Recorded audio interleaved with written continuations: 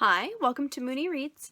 My name is Beck, and today I am going to be talking about and reviewing the first 5 volumes of the Kase-San series. Kase-San and Glories and its subsequent volumes follows the budding friendship and then relationship of Kase, who is the kind of outgoing track star, and Yamada, who is a quiet girl who's on the gardening committee.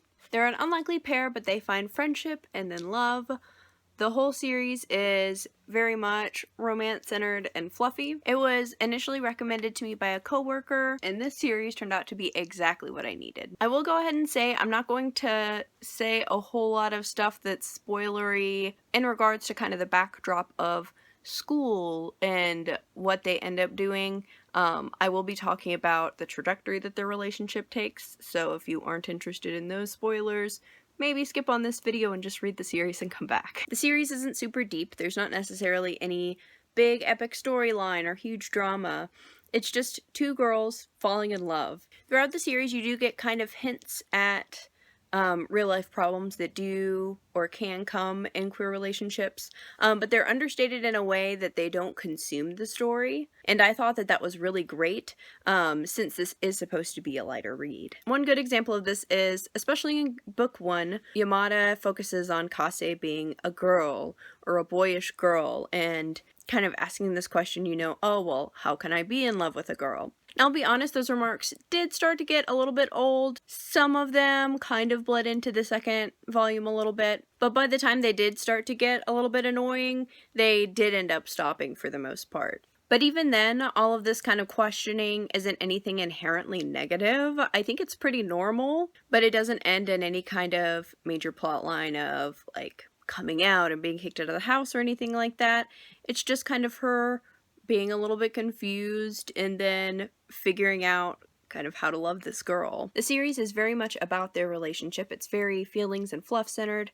There is some kissing and there is some sexual tension. There's awkwardness, especially around changing rooms and noticing each other's bodies, but it never really gets into the territory of what I call big titty fan service. That kind of sexual tension doesn't take over the whole plot, so I really appreciated the fact that they weren't like totally, almost unrealistically pure and cute, but it also didn't get into the territory of super fetishy and unrealistic. There is one sex scene within the series, and even then, it's not really overdone. There's like a little bit of artistic detail, but it's nothing really obscene. A while before that even takes place, there is a scene where they start to be intimate and then stops when one of them gets uncomfortable, and it's not seen as anything weird. That's not something that we really see a whole lot. In general, especially not in the context that, oh, it's okay, we'll just lay here and cuddle. And then kind of that conversation of sex went away for a while before they actually ended up having it. So I thought that the way that that was handled was really healthy. Now, the one main thing that I didn't like about parts of the series was that there were parts where one of the characters would be jealous, and that would be seen as something attractive. But even though I didn't really like that aspect of it, the largest part of the series where that does become kind of a thing, the jealousy ends up becoming a vehicle to have a conversation about, hey, we should communicate about the things that make us uncomfortable, and I did appreciate that. Overall, this series is definitely a recent favorite.